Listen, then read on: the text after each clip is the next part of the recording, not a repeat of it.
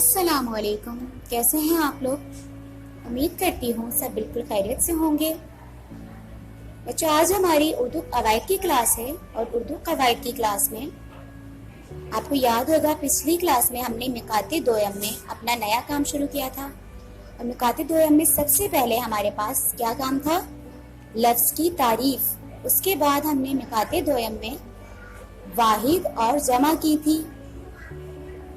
तो वाहिद का मतलब हमने सीखा था कि एक होता है और जमा का मतलब एक से ज्यादा। आज हम वाहिद जमा की सरगर्मी करेंगे। क्या करेंगे? वाहिद जमा की सरगर्मी करेंगे। तो चले चलते हैं वाहिद जमा की सरगर्मी पर।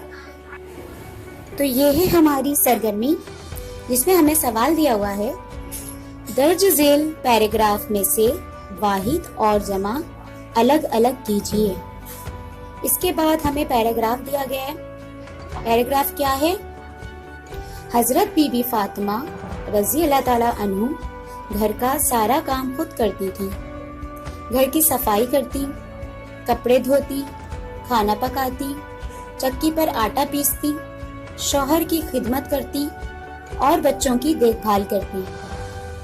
आप बहुत सादा जिंदगी गुजारती थी। तो बच्चों, ये है हमारे पास पैराग्राफ, जिसमें से हमें वाहिद और जमा अलग करना है। तो चलें अब हम चलते हैं वाहिद जमा पर। इस पैराग्राफ में से वाहिद अलग लिख लेते हैं और जमा अलग करके लिखते हैं।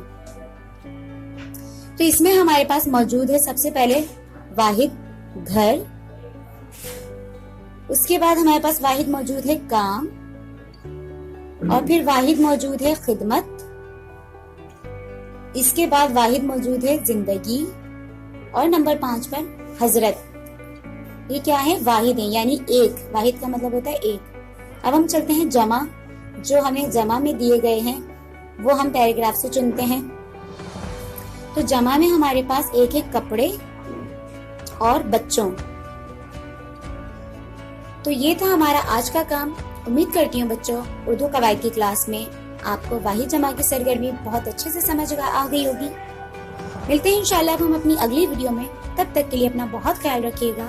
अल्लाह हाफिज।